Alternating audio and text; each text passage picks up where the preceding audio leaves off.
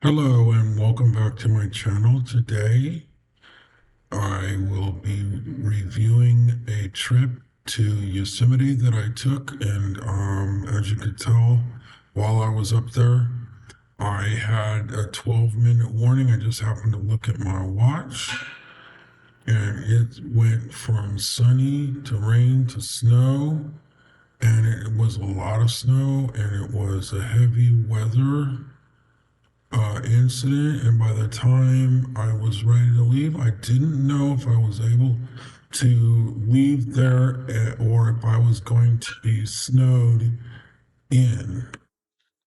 Okay, we're getting a little bit of snow. This is my coffee that I put down there a little bit long ago. Um, that coffee's no longer fresh. Look at that.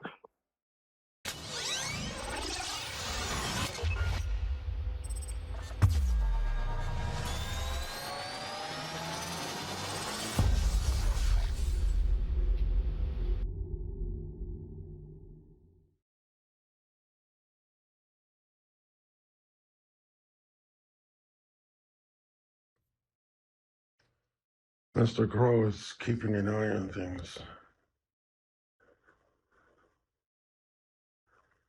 Hey, Mr. Crow?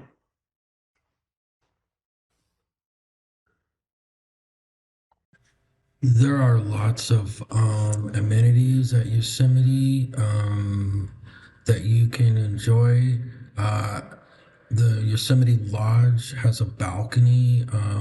I just happened to notice that there was some weather starting while I was there, and the balcony was great to have that contact with nature. And I started zooming in with my telephoto lens to look at some of the landscape and see the snow. And at first, it was like, looked like it was kind of fun. You could go out there and hike around, but it's 4,000 feet. So um, I started having gear like trekking poles, and then I had my snow powder baskets on, and then fully professional crampons. And I'm like, this is turning into professional gear.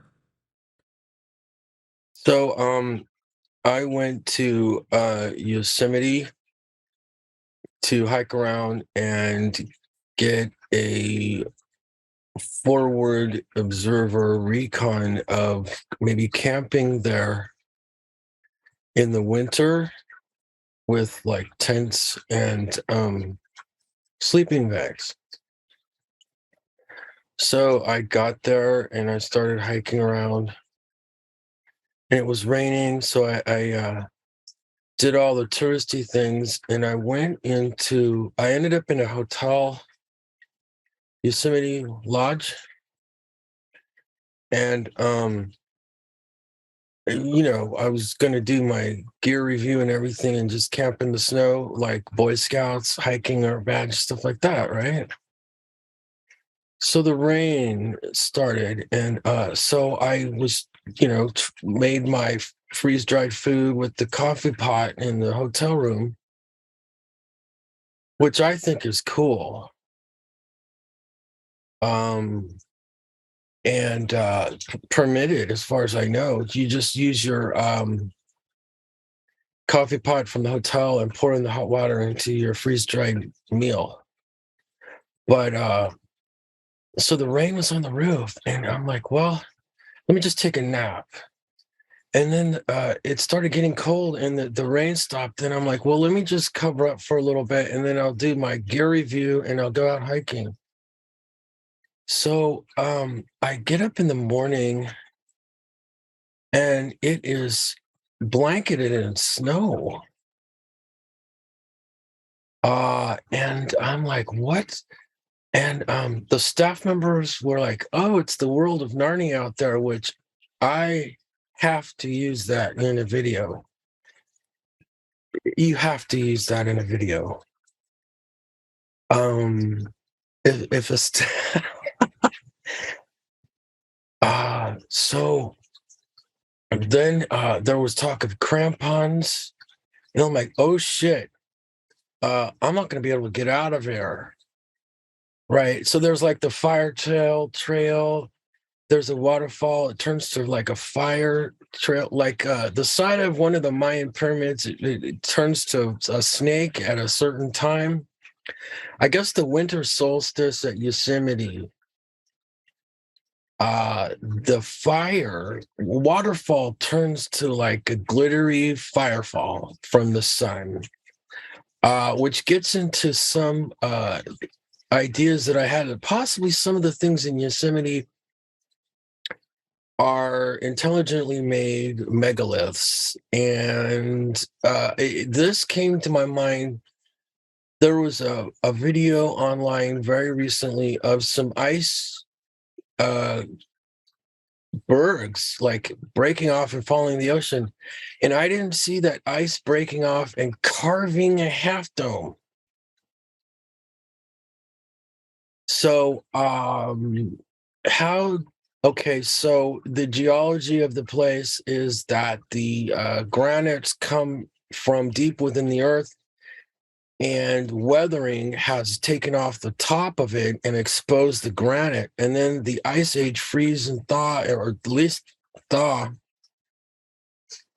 carved Yosemite Valley into like these half domes. So on one of my videos, I took a line of sight from Half Dome and see where it pointed to, and it actually points to another megalithic-looking structure in California, San Joaquin Valley. But that's another video. And if you look at Google Maps, it looks like a Half Dome was used as a dam, either naturally or artificially. You just look at Half Dome on Google Maps and look down on it. It looks like a structure, man-made structure, anyway, or at least they took advantage of it. Like Sigiriya in Ceylon was some kind of rock outcropping, and they built a castle on top of it. But there's more evidence that Yosemite is a certain sort of intelligent structure, because there were mummies found behind some of the falls in a vault, and those mummies are now in Ripley's Believe It or Not, and they're 9-foot tall mummies, and I believe, if I'm looking at it correctly, they're the elongated skull type. So if you see the elongated skull type of mummies, you're always going to find like these solstice, winter or summer solstice megaliths that light up and dance around and stuff. So the like there's a pyramid in South America, Mexico, more than one, right? But one of them turns to like shadows of a snake during one of the solstices, and who's buried there is a elongated skull type of ancient ancestors. So they did find mummy ancient ancestors in Yosemite. So I'm always on the lookout, and no one else has gone out on a limb and claimed Yosemite is a megalithic structure, but they probably should, because mummies were found there. And if this thing on exactly the winter solstice turns into a firefall, come on, that's designed by an intelligent being. Anyway. Yeah, what was so outrageous to say that Yosemite was used as a playground of the rich and famous of the ancient ancestors? Come on.